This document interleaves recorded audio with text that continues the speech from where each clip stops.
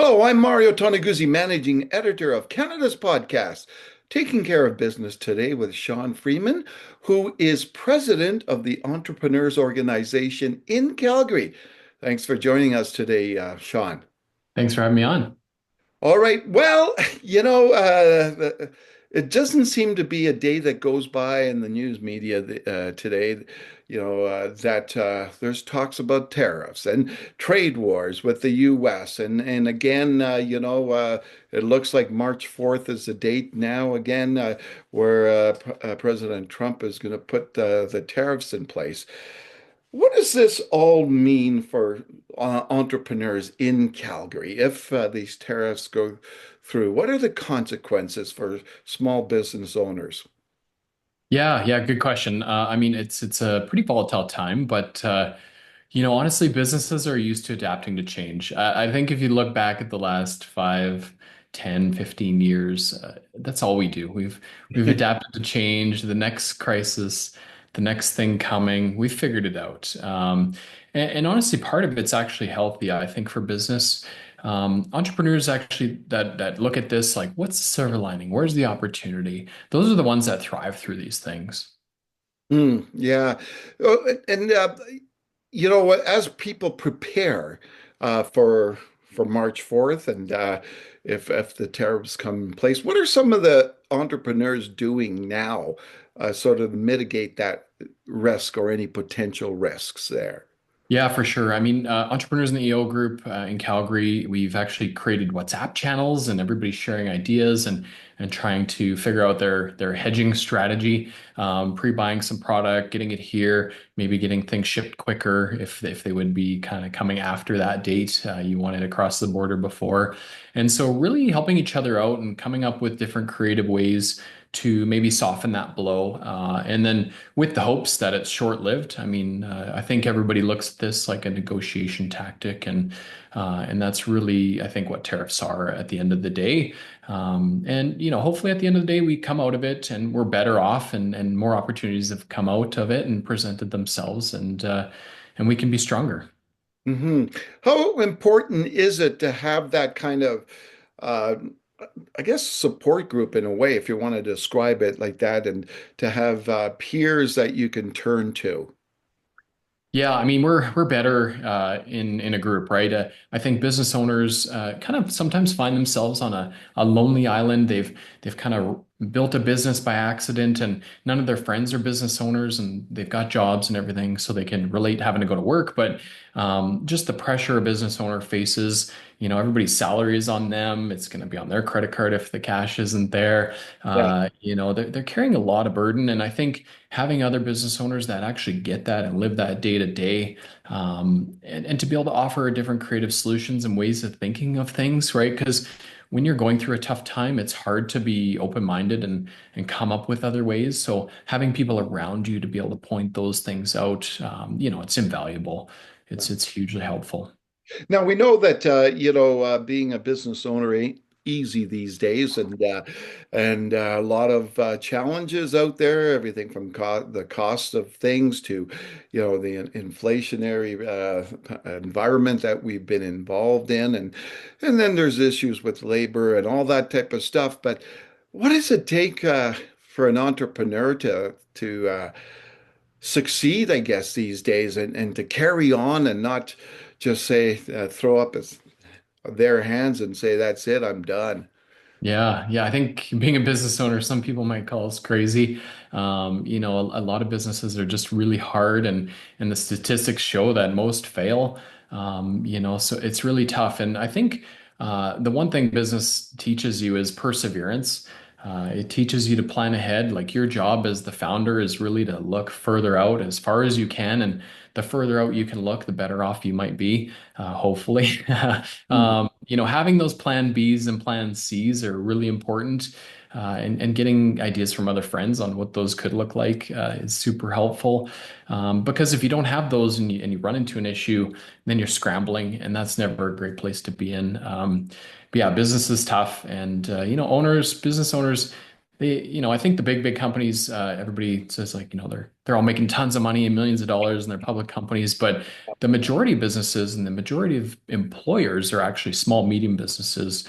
And so those are the people that it's really usually a struggle for them, just to make a dollar at the end of the day and pay themselves an okay salary. The number of entrepreneurs I've talked to that it's like, well, you could go make twice as much as you're making, just be working a job and you'd have half the stress, if not less. And so they're really, most business owners are doing it for a different reason. They love it and it's just their passion. And that's generally what gets them into Hmm. business. Tell me a little bit about EO and what the Yeah. organization's all about. Yeah, I actually found out EO in 2014, a couple years into my business.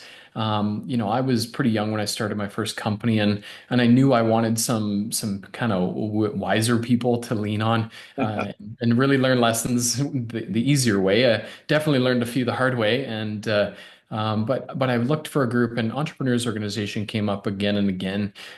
It's a global nonprofit organization. There's chapters all over the world.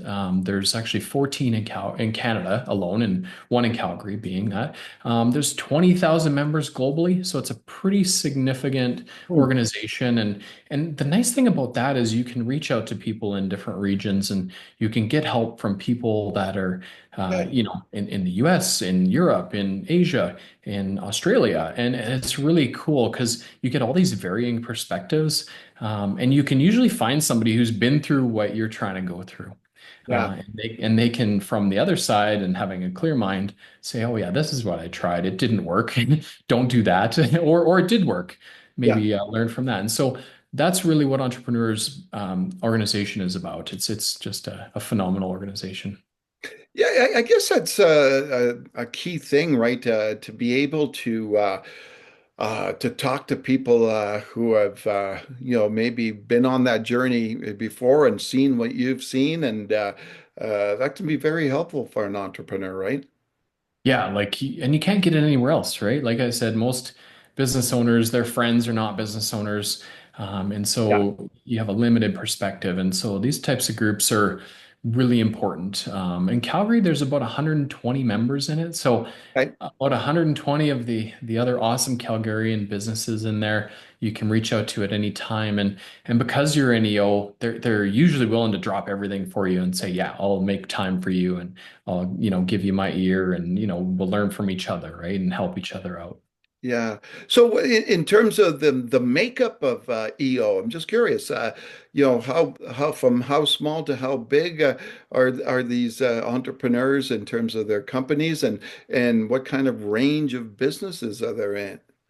Yeah, so we actually have a grow program that's for smaller businesses that are over 250,000 in revenue, a couple employees, and they haven't gotten to that scale. They haven't gotten to 1 million in revenue, which is the entry point for EO. So if you're a small business, you can join Grow, and we have some really great learning there, and it really helps people kind of get to that $1 million mark, and that's the entry point for EO for the actual EO group, where you become a member of the chapter of Calgary.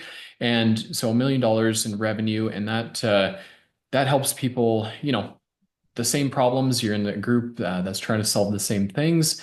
But yeah, and from 1 million, we have members that are their businesses are 150 million a year. So it's a pretty big range, and that's really cool. You could be running a $5 million business and get some advice from somebody running a $100 million business, and really there's like no ego, and everybody's just willing to help, and nobody thinks they're better than each other, and that's really cool. What about, I'm just curious about age and experience. Who typically would come to this? Is it's, if you're a grizzled old veteran, a business owner, like, are you still looking at an organization like this, or is it more suited to younger, aspiring entrepreneurs who want to grow and keep growing? Yeah, yeah. I mean, it's a bit of both, actually. The chapter in Calgary, we've got members that have been in for 20 years. And honestly, they've kind of their business is awesome. It's doing great. There's a really strong foundation, and part of it for now they've shifted into this like they want to give back, they want to mentor, they want to support EO, and they believe in the potential of entrepreneurs, and so their role as a member changes over time, and we love to keep those people engaged. There's just so much we can learn from them. Tell me a little bit about what you do. Like, what's your business? Yeah, so I founded an IT services company in 2011, and I actually joined EO in 2014, so a few years after. And I actually sold that company in January of 2020, right before the pandemic hit.